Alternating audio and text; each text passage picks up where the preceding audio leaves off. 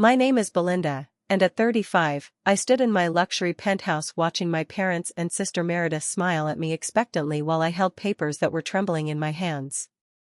"Just sign here, sweetie, it's just a formality," they said, but when I read the documents, I realized they would transfer ownership of my penthouse to my sister. When I refused, my father's face darkened completely. "You ungrateful little." Glass shattered as he threw a crystal vase directly at me. I felt blood trickling down my cheek as he growled, "This is just the beginning. Before I continue this shocking story, please let me know where you're watching from today. If you believe family should never betray family, please hit that like button and subscribe to hear how I survived the most devastating betrayal imaginable. Trust me, you'll want to hear every detail of what happened next. Growing up in the Patterson household meant living constantly in my younger sister Meredith's shadow. Every single day brought new comparisons that cut deeper than any physical wound. "Why can't you be more like your sister?" my mother would sigh whenever I brought home a report card with straight A's, because Meredith had gotten A+. When I made the honor roll, they barely glanced at the certificate before launching into a 20-minute speech about how Meredith had been chosen for the lead in the school play. My achievements were never enough, never worthy of the praise they lavished on their golden child. By the time I reached college, I had learned to stop expecting support from my parents. While they paid for Meredith's full ride to an expensive private university to study theater arts, I worked 3 jobs to put myself through state school for computer engineering. I remember the exhaustion of those years, waiting tables until 2 in the morning, then getting up at 6 for my morning shift at the campus bookstore before attending classes all day. My parents visited Meredith every weekend at her dorm, bringing care packages and taking her shopping, while I survived on ramen noodles and determination. But that struggle forged something in me that Meredith never developed: resilience and an unstoppable work ethic. After graduation, while Meredith flitted from one failed audition to another, always cushioned by our parents' endless financial support, I poured every ounce of energy into building a tech startup from my studio apartment.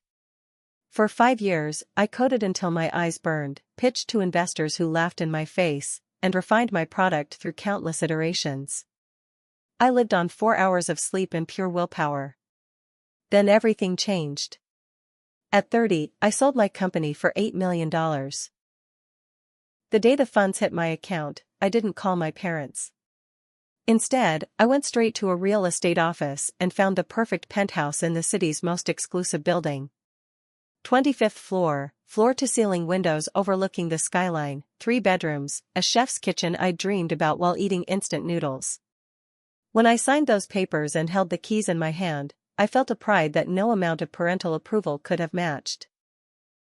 This was mine, earned with my own blood, sweat, and tears. Suddenly, my parents developed an intense interest in their oldest daughter. The phone call started immediately. "Darling, we heard about your success," my mother cooed, her voice dripping with a sweetness I'd never heard directed at me before. "We're so proud of you. We should have weekly family dinners to celebrate." And just like that, I was inducted into the family fold that had excluded me for 30 years. Those dinners became a masterclass in subtle manipulation. They always started the same way, with backhanded compliments about my success. "It's amazing what you've accomplished, considering you didn't have Meredith's natural talents," my father would say, cutting into his steak. But the real purpose of these gatherings became clear as the weeks progressed. There were constant hints about their financial struggles, mentions of investment opportunities they'd missed, stories about friends whose children had bought them vacation homes. Meanwhile, Meredith at 32 still lived in a luxury apartment funded entirely by our parents, her acting career consisting mainly of Instagram posts about manifesting success and shopping sprees that would make a celebrity blush.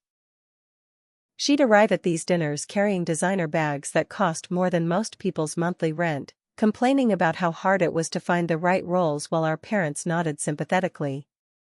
"She's pursuing her dreams," they'd explain when I suggested she might consider a part-time job. "You wouldn't understand, Belinda. Not everyone can be a soulless tech person." The red flags started appearing slowly. My parents began asking to tour my penthouse repeatedly, photographing every room, every fixture, every detail. "What's the square footage again?" my mother would ask, running her fingers along the marble countertops.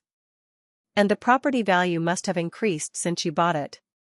They peppered me with questions about my mortgage, which I'd paid in cash, about property taxes, about the building's amenities.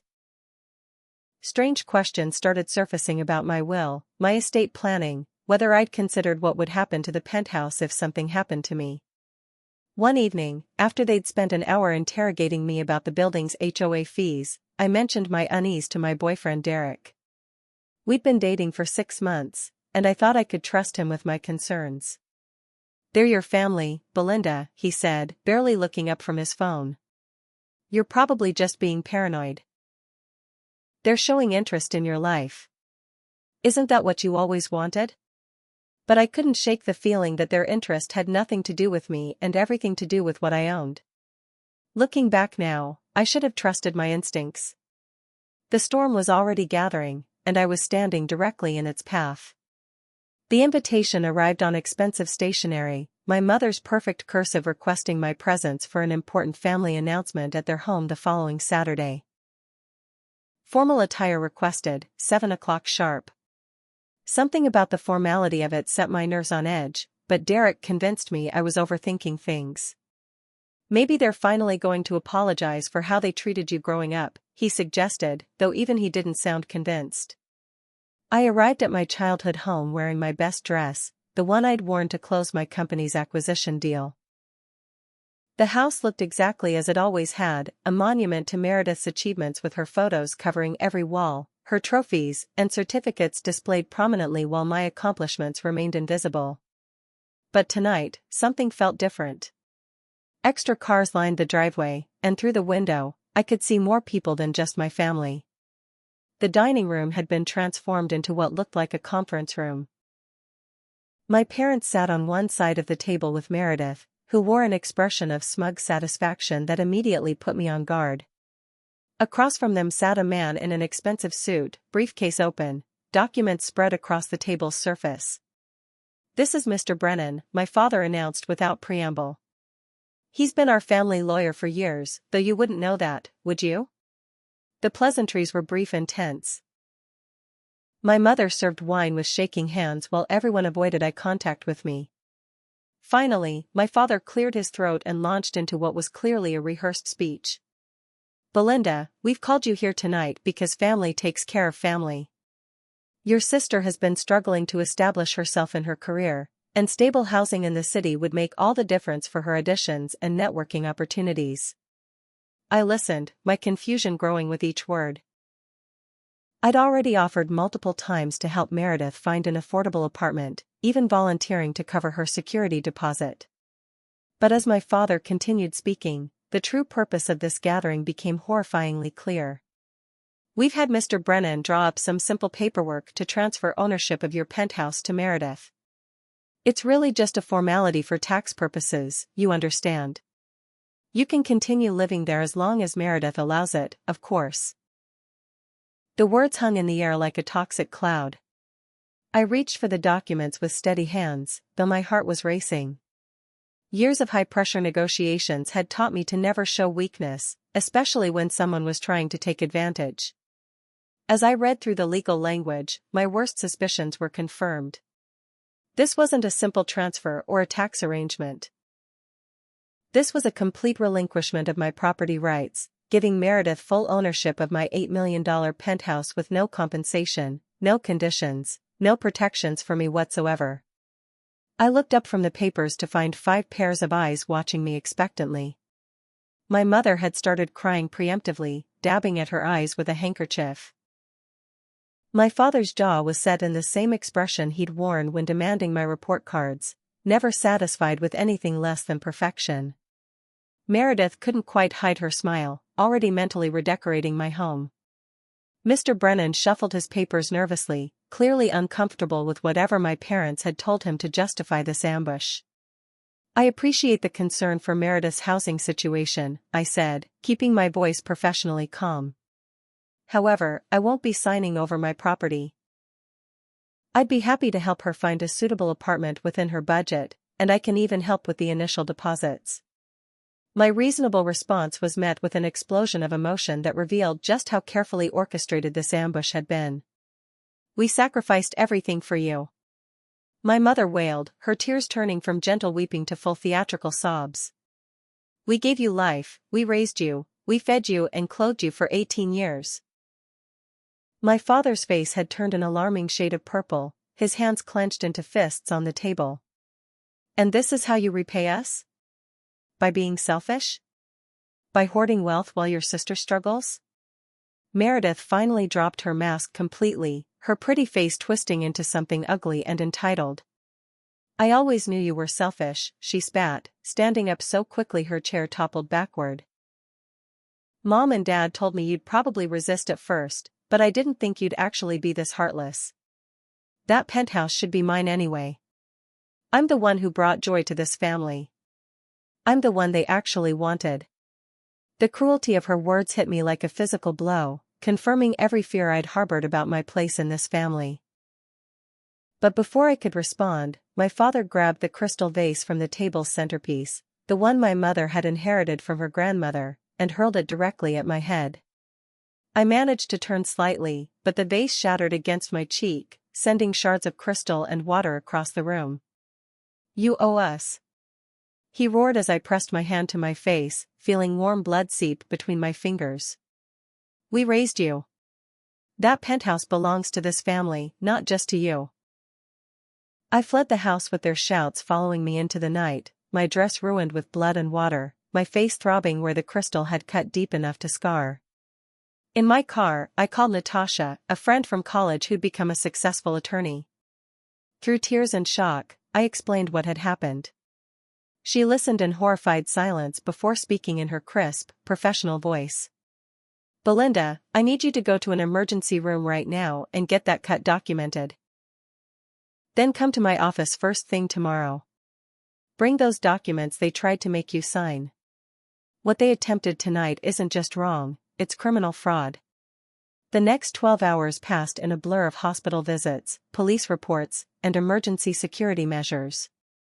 Natasha reviewed the documents with growing anger, pointing out clause after clause designed to strip me of all rights to my own property. "This was planned meticulously," she explained.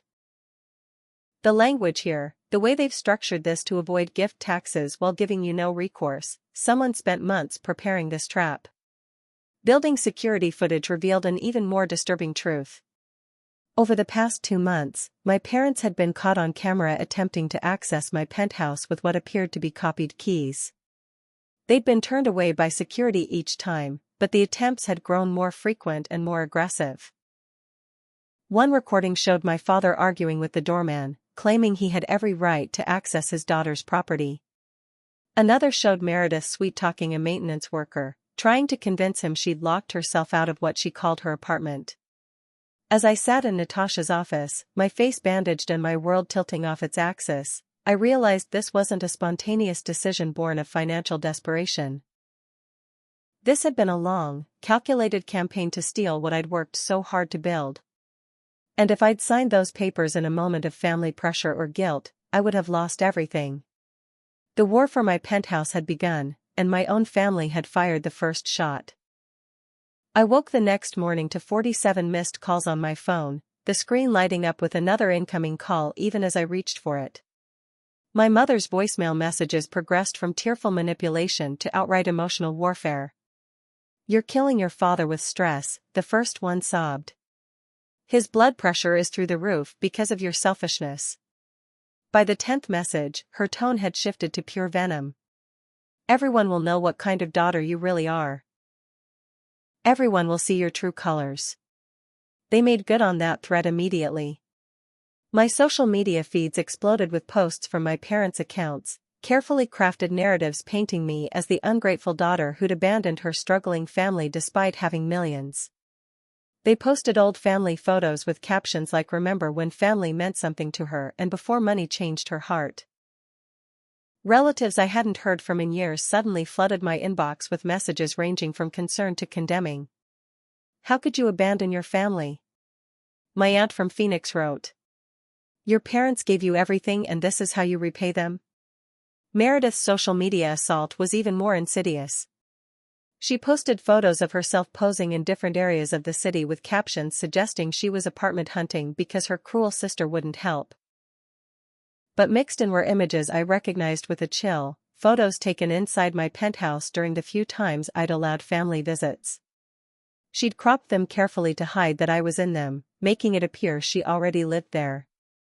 Just another day in my city view paradise, one caption read, accompanied by a photo from my living room window.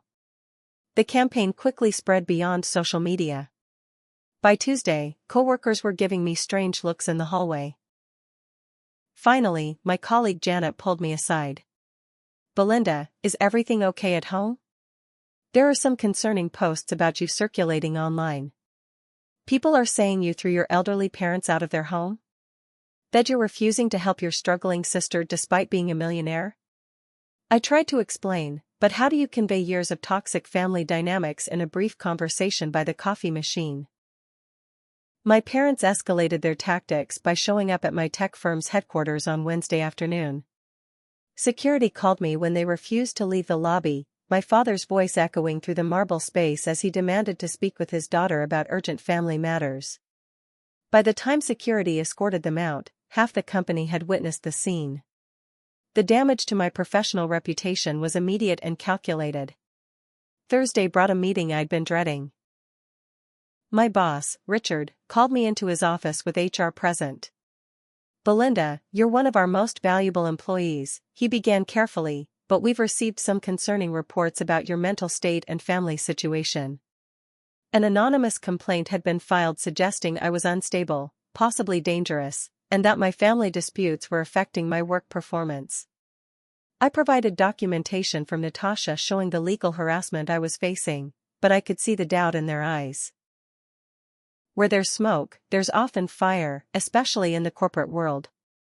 That evening, Derek came to my penthouse with an expression I'd never seen before. We need to talk, he said, refusing to meet my eyes. As he spoke, my blood ran cold. He'd been texting with Meredith for days, he admitted. She'd reached out concerned about me, sharing her version of events. She'd sent him screenshots of messages I'd supposedly sent her, cruel rejections of her requests for help, threats to ensure she'd never succeed. They were completely fabricated, but expertly done. She seems really broken up about this, Belinda. And honestly, the way you're handling things, maybe you should just give them the penthouse. It's just property. Family is forever. The betrayal cut deeper than any physical wound. How much did she promise you? I asked quietly. Because I know Meredith, and she doesn't do anything without a transaction. Derek's face reddened, and I had my answer. She mentioned that once she had stable housing, she'd be looking for investors in her production company. She said you'd already promised to help but reneged. The irony of him falling for the same manipulation he'd dismissed when I'd voiced concerns was not lost on me. I told him to leave and never contact me again. Another ally lost to my family's campaign. Friday morning brought a call from my biggest client, a Fortune 500 company I'd been servicing for 2 years. With deep regret, they were terminating our contract effective immediately. When I pressed for reasons, citing our perfect performance record, the procurement manager reluctantly admitted they'd received multiple calls about my family situation and mental stability. We simply can't risk the association with someone involved in such public disputes, especially allegations of elder abuse and family abandonment. 6 months of recurring revenue vanished in a single phone call. My parents' next move was even more calculated. They filed a formal complaint with my building's management, claiming they were co-owners being denied access to their property. They provided documents that looked official enough at first glance, forged papers suggesting they'd contributed to the penthouse purchase. The building manager, Mr. Harrison, called me in for a meeting. While he was sympathetic to my situation, he explained that the board required a full investigation into the ownership claims. Until resolved, there would be a cloud over my title. Saturday evening, exhausted from a week of constant attacks, I ordered takeout and tried to find some peace in my home. But even that simple comfort was denied. The delivery driver handed me my food with an odd expression. "Your sister asked me to give you this," he said, producing an envelope. Inside was a photo of Meredith with Boris Volkov, a man I recognized with horror from newspaper articles about organized crime. Underneath, in Meredith's handwriting, "Some debts come with interest beyond money. Your selfishness has consequences." I called Natasha immediately. This had escalated far beyond family drama into genuine danger. She agreed to file for an emergency restraining order first thing Monday morning. "Document everything," she instructed. "Every call, every message, every encounter. They're building a case against you, but they're also creating evidence of their own criminality. What they don't realize is that their desperation is showing. Desperate people make mistakes." As I stood at my window that night, looking out at the city lights that had once filled me with such pride and accomplishment, I reflected on how quickly my life had unraveled. In 1 week, I'd lost my boyfriend, my biggest client, my professional reputation, and my sense of security. My parents had weaponized every connection I had, turned my success against me, and painted me as a villain in a narrative they'd crafted. But as I touched the bandage still covering the cut on my cheek, I made a decision. They could take everything else, but they would not take my home. The siege had begun, but I would not surrender. I'd built my life from nothing once. I could rebuild everything they destroyed. But first, I had to survive what was coming next. Monday morning arrived with an eviction notice taped to my door. The official-looking document claimed that ownership of the unit was under dispute and that I had 30 days to vacate pending resolution. My hands trembled as I photographed the notice and forwarded it to Natasha, who responded within minutes. "Do not panic. This is intimidation, not legally binding. I'm filing our counterclaim now." But I knew this was just the beginning of a new phase in my family's war against me. Natasha worked with incredible efficiency, filing a comprehensive counterclaim that demanded my parents provide actual proof of their co-ownership assertions. She also submitted our restraining order request with extensive documentation of the harassment, threats, and assault. "The law is on your side," she assured me during our emergency meeting. "But that doesn't mean this won't get uglier before it gets better. I want to recommend someone who might help us understand what we're really dealing with here." That's how I met James Morrison, a private investigator with 30 years of experience in financial fraud and family disputes. He sat across from me in Natasha's conference room, taking notes as I outlined the situation. "In my experience," he said thoughtfully, "this level of coordinated attack usually indicates deeper financial motivations. Your parents didn't wake up one day and decide to steal your penthouse. Something triggered this. Let me do some digging." While James investigated, I tried to maintain some normalcy in my rapidly deteriorating life. But that proved impossible when Aunt Helen called Tuesday evening. I'd always been closer to her than my parents, though distance had limited our contact in recent years. "Belinda, I've been watching what your parents are doing to you on social media, and I can't stay silent anymore. There are things you need to know about our family history. Can we meet?" We met at a quiet cafe downtown where Helen revealed a pattern of behavior that chilled me to my core. "Your grandfather, my father, went through something remarkably similar before his death 5 years ago," she began, her voice heavy with old pain. "Your parents convinced him to give them power of attorney when he was first diagnosed with mild dementia. Within 6 months, they'd tried to force him to sign over his construction business, claiming it was for his own good. The parallels were unsettling. When Grandpa refused, they'd launched a similar campaign, telling family members he was mentally incompetent, filing false reports, trying to have him declared unfit. The stress had worsened his condition rapidly. He died of a sudden heart attack just days after another confrontation about the business. The timing was suspicious, but without an autopsy, there was no proof of anything untoward. The business went to your parents as next of kin, and they sold it within a month for far less than its value, claiming urgent debts." Helen produced a worn leather journal, her father's daily diary from his final year. "I saved this because I knew someday the truth would need to come out. Page after page detailed my parents' escalating harassment, their threats, their attempts to isolate him from other family members. One entry particularly stood out: "They look at me like I'm already dead, just an obstacle to their inheritance." Patricia told me today that good parents know when to step aside. What kind of daughter says that to her father? As if summoned by our discussion of their past crimes, new evidence of their current ones emerged. My building's security called Wednesday morning to report an attempted break-in at 3 a.m. Camera footage showed Meredith with an unknown man trying to access my unit through the emergency stairwell. When confronted by security, she'd claimed to be visiting her sister, but the man with her was clearly Boris Volkov, the loan shark from the photo. They were escorted off the property, but the implications were terrifying. Unexpected support came from within my own company. Emma, my executive assistant, requested a private meeting Thursday afternoon. "I've debated whether to tell you this," she began nervously, "but your sister approached me 2 weeks ago. She offered me $10,000 for information about your schedule, your passwords, any personal details I could provide. She said you were mentally unstable and the family needed to monitor you for your own safety." I recorded our entire conversation. The recording was damning. Meredith's voice, sweet and manipulative, trying to convince Emma that I was a danger to myself and others. She needs help, but she's too proud to accept it. We just want to make sure she's safe. If you could give us access to her calendar, her email, we could intervene before she hurts herself. When Emma refused, Meredith's tone shifted to threats about ensuring Emma would never work in tech again if she didn't cooperate. More allies emerged from unexpected places. Mrs.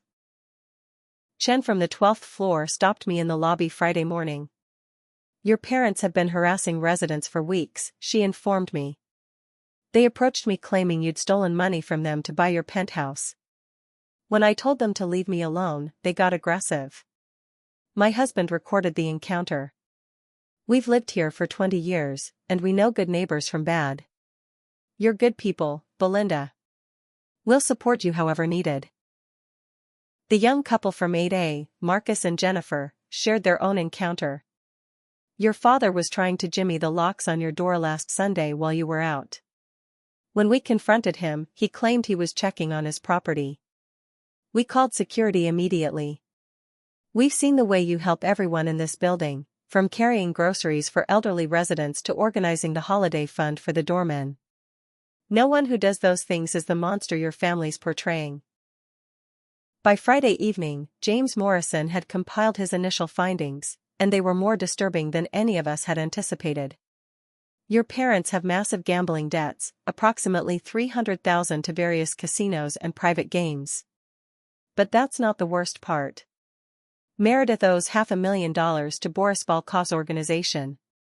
She's been living far beyond even what your parents provide, funding it through loans from increasingly dangerous people. The deadline for repayment is next month." The pieces clicked into place horrifyingly. "Your penthouse isn't just a want for them, it's a desperate need," James explained. "They've already pre-sold it to Volkov's organization for $1.2 million, enough to cover Meredith's debt and their own gambling losses. If they can't deliver the property, Meredith faces physical consequences, and your parents lose everything. They're not just trying to steal from you. They're trying to save their own lives." I felt sick realizing that despite everything, I didn't want physical harm to come to Meredith. That evening, I tried calling her to warn her about the danger she was in, to offer alternative solutions. But she wouldn't listen. "You're just trying to scare me into backing off," she sneered over the phone. "Mom and Dad said you'd try psychological manipulation. Boris is a businessman. He understands these things take time. You'll cave eventually. You always were weak when it came to family pressure." Saturday brought a small victory when building management officially sided with me after reviewing all the evidence. "We banned your parents from the property and added their photos to our security database," Mr. Harrison informed me. "Several residents have come forward with complaints about their harassment. The board is fully supportive of your position. No legitimate ownership dispute would involve this level of intimidation and deception." But my parents' retaliation was swift and public. Sunday morning, I woke to find them staging a protest outside my building with professionally printed signs reading "Heartless daughter throws out elderly parents and family destroyers live here." They'd hired people to join them, creating a scene that attracted media attention. Local news vans appeared within hours, and by evening, the story was trending on social media with the hashtag Penthouse grief. As I watched the circus unfold from my window, Natasha called with updates. The restraining order has been granted, and criminal charges are being filed for assault, harassment, and attempted fraud. But she warned me this was far from over. They're going to escalate because they have no choice. Desperate people with nothing to lose are dangerous. We need to be prepared for anything. Monday's court date for our civil suit would be crucial, but I knew my parents wouldn't go down without unleashing everything they had. The question was whether I could survive it. The psychological evaluation ordered by the police after my parents' wellness check call was scheduled for Monday morning before court. I sat in Dr. Amanda Richardson's office, explaining how my parents had weaponized the mental health system against me. She listened professionally, taking notes, asking careful questions about my history, my stress levels, my coping mechanisms. After 2 hours of assessment, she looked at me with sympathy. "Ms. Patterson, you're clearly dealing with severe family harassment, but your mental state is remarkably stable given the circumstances. I'll be writing a report that clearly states you pose no danger to yourself or others. What your parents did, making false reports, is actually a crime. But the damage to my professional life was already severe." By Tuesday, despite the clean psychological evaluation, I'd been passed over for the senior partnership I'd worked toward for 3 years. HR claimed it wasn't related to recent events, but my mentor pulled me aside privately. "The board is concerned about the optics, Belinda. The media attention, the family drama, it's not the image they want for senior leadership." I wanted to scream at the injustice, but I held my composure, knowing any emotional display would only feed into the narrative my parents had created. My parents' PR campaign intensified with a sophistication that revealed they'd hired professionals. Stories began appearing in local lifestyle blogs about the heartless tech millionaire who'd abandoned her struggling artist sister. They'd crafted a compelling narrative: elderly parents just wanting their daughters to get along, a successful child corrupted by wealth, a talented artist denied family support. The stories always mentioned my company, my penthouse building, creating SEO connections that would haunt my online presence for years. Wednesday brought Meredith's masterpiece of manipulation, a tearful interview on local morning television. She sat there in a modest dress, far removed from her usual designer wear, dabbing at her eyes as she spun her web of lies. "My sister promised me that penthouse when she bought it," she told the sympathetic host. "She said it would be our place, that family shares success. I have the text messages to prove it." She produced printouts of completely fabricated conversations, messages I'd never sent, promises I'd never made. The interviewer, clearly buying every word, asked softball questions that let Meredith paint herself as the victim of a cruel sister's greed. "I gave up a Hollywood contract to stay close to family," she claimed, a lie so bold I almost admired it. "I thought Belinda would help me get established in New York instead. But success changed her. She's not the sister who used to share her lunch money with me." That particular detail made me laugh bitterly, remembering how she'd actually stolen my lunch money throughout elementary school. That afternoon, Victoria, my best friend from college, called with information that revealed just how deep the betrayal ran. "Your mother contacted me last week," she said, anger evident in her voice. "She offered me $25,000 to sign an affidavit saying you'd exhibited unstable behavior in college, that you'd talked about suicide, that you'd had violent outbursts." She had this whole story prepared about concerned parents trying to get their daughter help. Victoria had the presence of mind to record the entire conversation. "Your mother got very specific about what she wanted me to say. She knew details about our freshman year, about that time you were stressed during finals. She wanted me to exaggerate it into a mental breakdown. When I refused and threatened to call the police, she said I'd regret not helping family when I had the chance. The recording would prove invaluable for our case, but it hurt knowing my mother had tried to weaponize my college friendships. Thursday, James Morrison delivered his complete investigation findings, and they painted an even darker picture than we'd imagined. The gambling debts were just the tip of the iceberg. Your parents have been taking out loans using variations of your name and social security number. They've accumulated nearly $200,000 in fraudulent debt that could potentially be traced to you. They've been building this fraud for 2 years, probably planning to force you to cover it to protect your credit and reputation. But the most shocking revelation concerned the pre-sale of my penthouse. Boris Volkov's organization had already paid my parents a deposit of $300,000 for a property they didn't own. The contract, which James had somehow obtained, specified delivery by the end of the month or the deposit would be recouped with significant interest, the kind of interest collected in blood. Your parents aren't just trying to steal your home, they're trying to save Meredith's life and their own. I attempted one more time to warn Meredith about the catastrophic situation she'd created. Meeting her in a public place for safety, I laid out everything James had discovered. You're in physical danger, Meredith. These aren't people who accept excuses or delays. Let me help you find another solution. Please. But my sister's response revealed just how deep her delusion ran. You're so dramatic, Belinda. Always have been. Boris is practically family now. He understands that rich sisters can be difficult.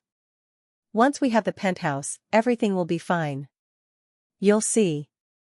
Friday brought an unexpected visitor to my office, Boris Volkov himself. My blood ran cold when security announced his presence, but refusing to see him felt more dangerous than hearing him out. He sat across from my desk, a man who radiated quiet menace despite his expensive suit and calm demeanor. Your sister owes me $500,000, he stated simply. Your parents owe me $300,000 for a deposit on your apartment.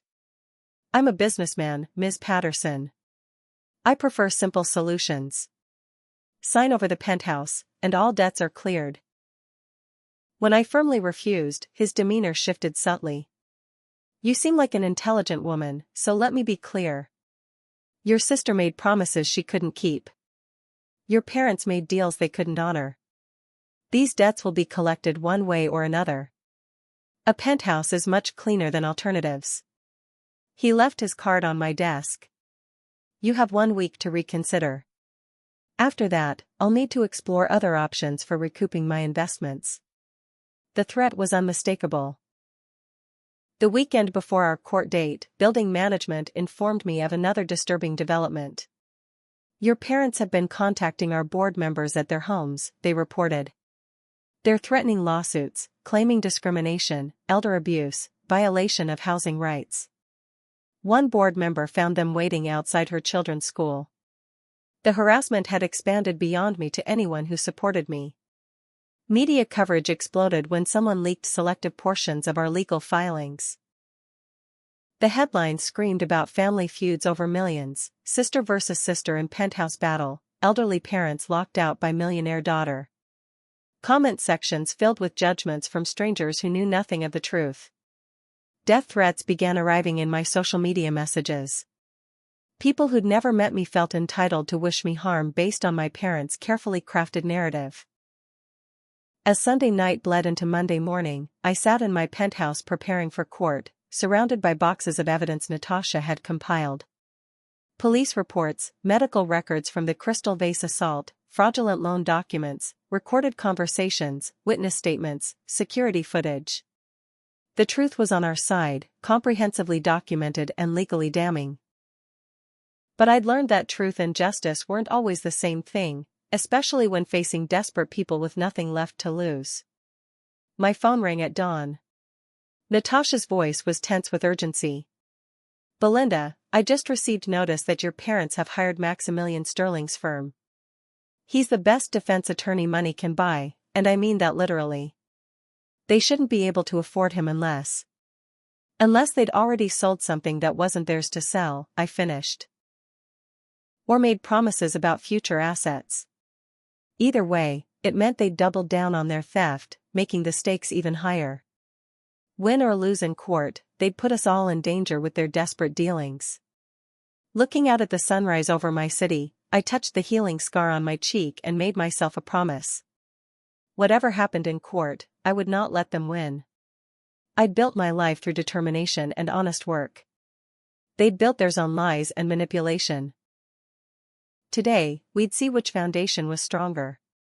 But I knew the real battle wouldn't end with a judge's decision.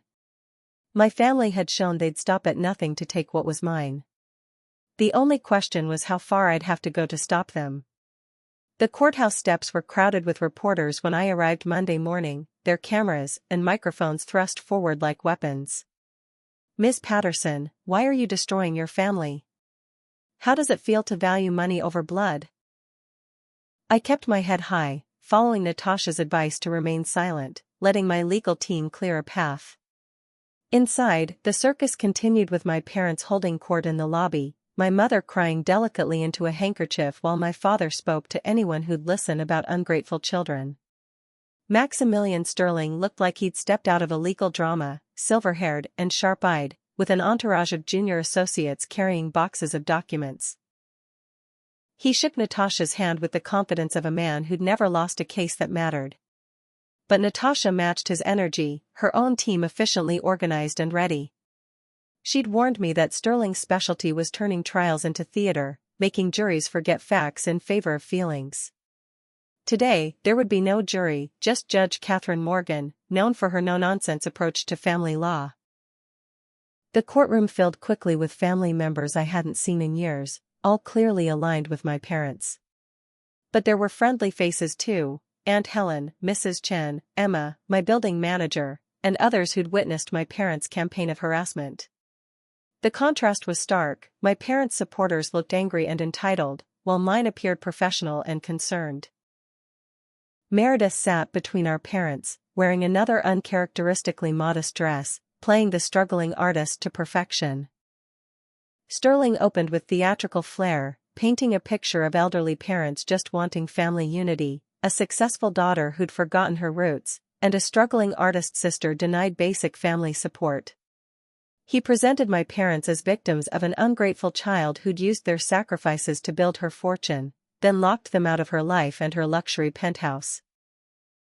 The way he told it, you'd think I'd stolen my success directly from my parents' pockets rather than building it while they ignored me for 30 years. But then he made a crucial mistake, presenting the forged documents they'd tried to make me sign as evidence of their good intentions. Just a simple family arrangement to ensure both daughters were cared for, he claimed. But Natasha was ready, systematically destroying each claim with surgical precision. She presented the real documents, showing they were designed to strip me of all property rights with no protections or compensation. She showed how the supposed tax benefits Sterling mentioned didn't exist, that this was pure asset theft disguised as family concern. The security footage proved devastating to their case. Judge Morgan watched stone-faced as video after video showed my parents attempting to break into my penthouse, harassing residents, and finally assaulting me with the crystal vase. My medical records and photos of the injury made my mother sob louder, though whether from shame or frustration at being caught was unclear. Sterling tried to minimize the assault, calling it an unfortunate moment of passion in a loving father pushed too far. But the judge's expression suggested she wasn't buying it. When Natasha presented the evidence of my parents' gambling debts and Meredith's loans from Boris Volkov, Sterling objected vigorously. "This is irrelevant character assassination," he argued. "Family financial struggles have nothing to do with property ownership." But Judge Morgan allowed it, understanding that establishing motive was crucial. The pre-sale contract for my penthouse to Volkov's organization was the smoking gun, showing they'd already sold property they didn't own, putting everyone in danger. Aunt Helen's testimony was particularly powerful.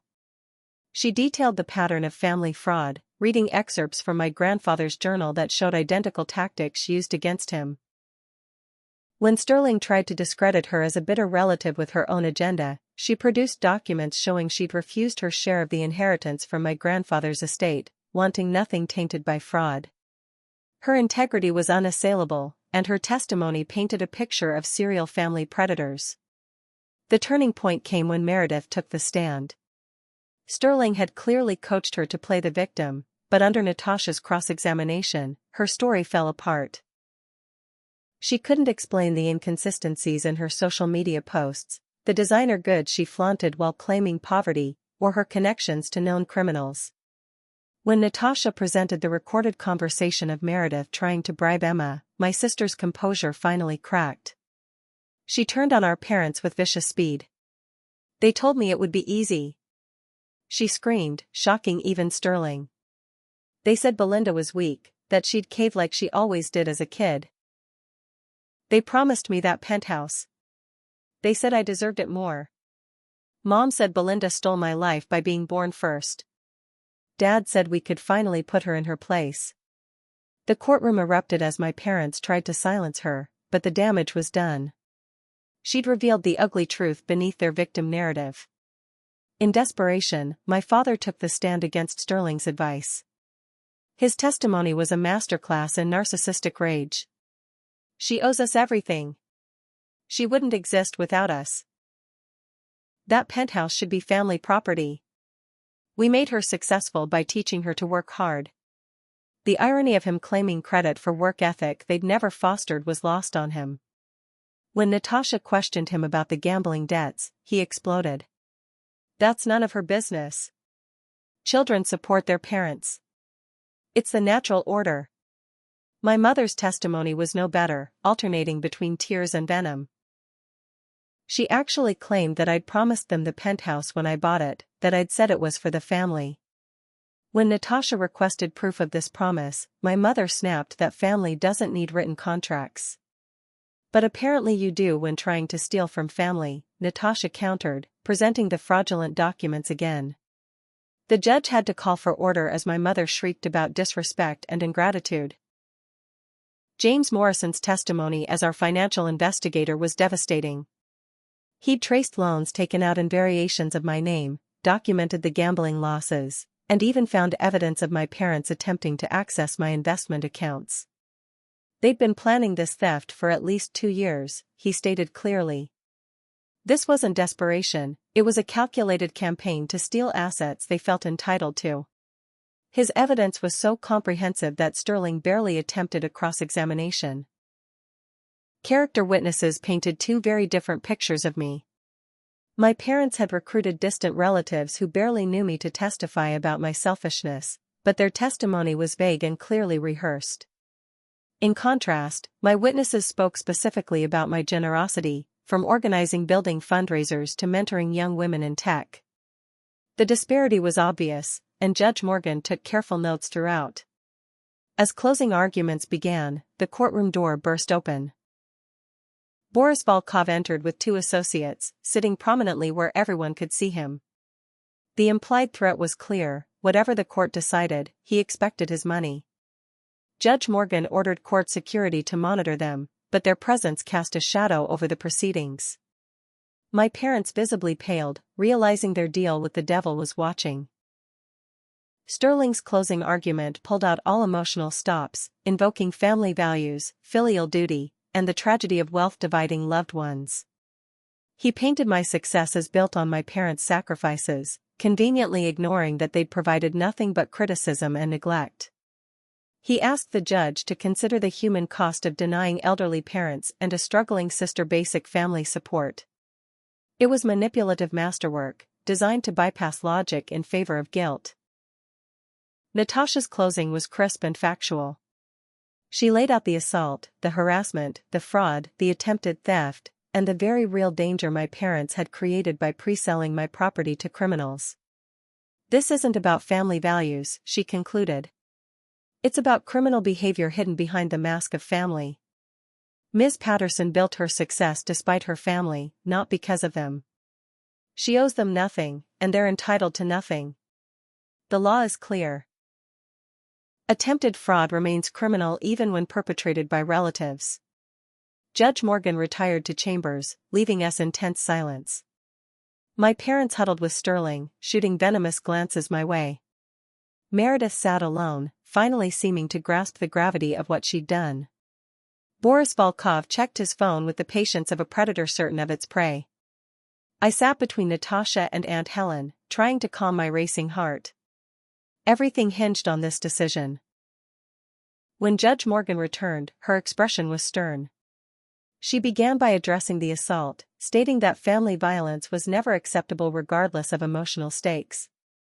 She found my parents guilty of assault, harassment, and attempted fraud. The restraining order was not only upheld but expanded, requiring them to stay away from my home, workplace, and person. Criminal charges would be recommended to the district attorney. The fraudulent loans in my name would be investigated as identity theft. Regarding the penthouse, her ruling was unequivocal. There is absolutely no legal basis for the transfer of property demanded by the plaintiffs. Their attempt to fraudulently obtain this property shows consciousness of guilt and criminal intent. She went further, ordering my parents to pay damages for defamation, lost business, and legal fees. The amount was substantial, though I doubted I'd ever see a penny given their debts. My father's courtroom meltdown was spectacular. He lunged toward me, screaming that I'd destroyed the family, that I was no daughter of his, that I'd regret this until my dying day. Court officers restrained him as he revealed his true nature for everyone to see. She was supposed to be the weak one. She was supposed to obey. We gave her life. We own her. His words echoed in the courtroom as they dragged him out, my mother wailing dramatically behind him. As we gathered our documents, Boris Volkov approached. An interesting verdict, he said quietly. But legal decisions don't always resolve private debts. Your parents and sister still owe me $800,000. I'd suggest you consider how much your family's continued health is worth to you. Natasha immediately informed court security, but his message was clear. The legal battle was won, but my family's desperate dealings had created a different kind of danger entirely. As I left the courthouse, I realized this victory was just the beginning of a longer journey to truly free myself from my family's toxic legacy. 3 months after the trial, I sat in Dr. Richardson's office for my weekly therapy session, finally able to unpack years of family trauma without the immediate crisis overshadowing everything. She'd introduced me to concepts I'd never heard of: narcissistic family dynamics, scapegoat and golden child roles, gaslighting, and financial abuse. For the first time in my life, I had words for experiences that had shaped me since childhood. Understanding that my family's treatment wasn't my fault, wasn't because I was deficient, but because of their own disorders, began to lift a weight I'd carried for 35 years. The legal aftermath had been swift and severe. My parents were convicted of fraud, identity theft, and assault, receiving 2 years in prison each, though they'd likely serve less. From behind bars, they continued sending letters alternating between rage and manipulation. You've destroyed your mother. Your father's health is failing because of you. We curse the day you were born. But also, we forgive you, darling. When we get out, we can start fresh. Family is forever. I'd learned not to read them, forwarding everything to Natasha for documentation before destroying them. Their words no longer had power over me. Meredith's situation was more complex. After testifying against our parents in exchange for immunity, she'd entered witness protection to escape Boris Volkov's organization. The FBI had used her testimony to build a larger case against his loan sharking operation. In a surprising turn, she'd written me a letter through her federal handlers. I was so jealous of your success I couldn't see straight. They told me I deserved what you'd earned, that you'd stolen my life. I believed them because it was easier than admitting I'd wasted every opportunity while you worked for yours. I'm sorry. I don't expect forgiveness, just wanted you to know.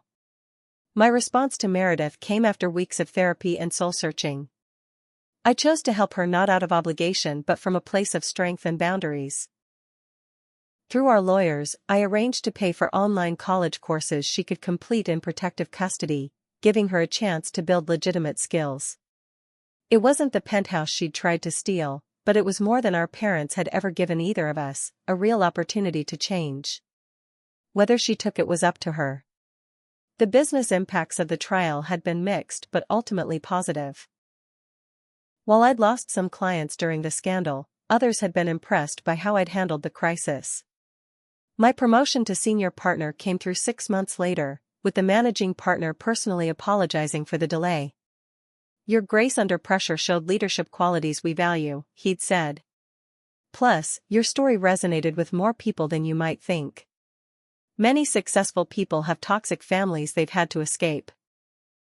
Emma, who'd stood by me throughout the ordeal, became more than an assistant. We formalized a business partnership, launching a consulting firm specializing in helping family businesses navigate succession planning without the toxic dynamics that destroy relationships. Our first client came through Mrs. Chen, whose own children were fighting over their father's restaurant chain. We helped them create structures that honored both family and fairness, preventing the kind of warfare my family had waged. Aunt Helen became the mother figure I'd never had. Our weekly lunches replaced the manipulative family dinners of the past. She shared stories of my grandmother, a woman I'd barely known but who'd apparently seen through my parents' facades. "She always worried about you," Helen told me. "She saw how they treated you differently.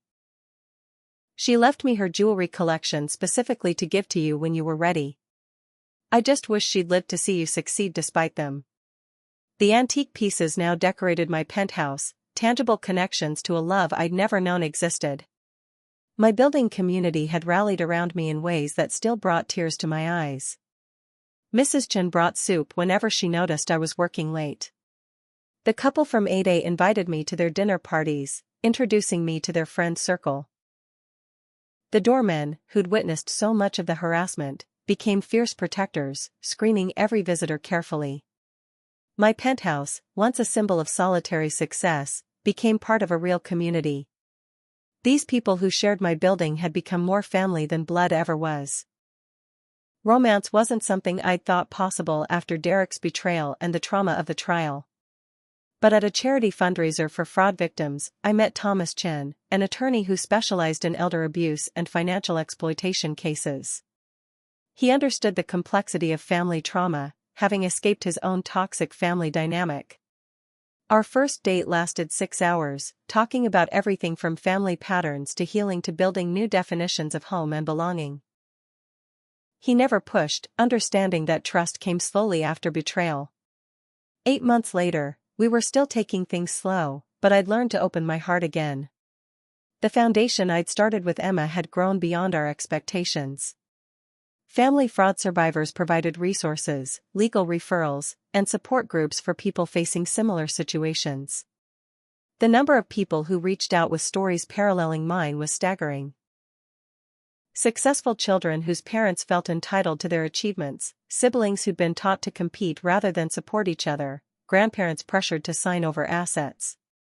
We'd touched a nerve in society, bringing light to a type of abuse that often hid behind closed doors and family shame. 1 year after the trial, I hosted Thanksgiving in my penthouse. The guest list would have shocked my parents: Aunt Helen, Mrs.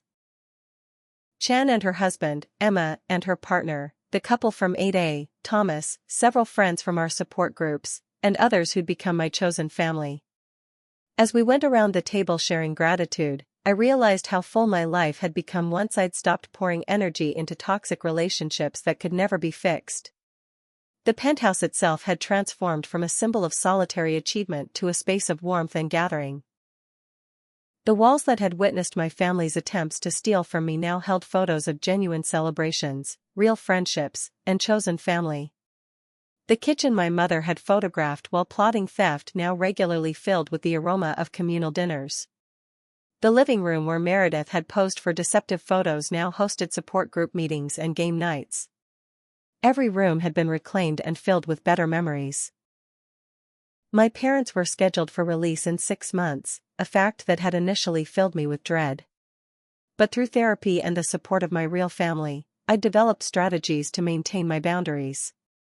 The restraining orders would remain in effect.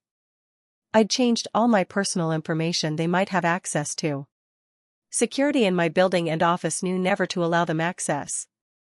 Most importantly, I'd changed internally. Their approval, which I'd once craved desperately, meant nothing to me now. Their manipulation tactics, once so effective, were transparent and powerless. The financial forensics had revealed the full extent of their fraud over the years. They'd stolen not just from me but from my grandfather, other relatives, and even friends who'd trusted them. The generational pattern of exploitation stopped with me. I'd broken the cycle not by giving in but by standing firm, by choosing justice over false peace, by valuing myself more than their conditional love. It had cost me everything I thought I knew about family, but it had given me everything I actually needed. As I stood at my window one evening, looking out at the city lights, I reflected on the journey from that horrible night when my father threw the crystal vase. The scar on my cheek had faded but never fully disappeared, a permanent reminder of the price of standing up to abuse. But I no longer saw it as a mark of victimhood. It was a battle scar, proof of survival, evidence of courage. I'd saved my penthouse, but more importantly, I'd saved myself from a lifetime of manipulation and exploitation. To those still trapped in similar situations, still believing that blood obligates you to accept abuse, still pouring their success into the bottomless pit of toxic family demands, I want you to know, your achievements belong to you alone. Family doesn't entitle anyone to your hard work, your assets, or your peace of mind.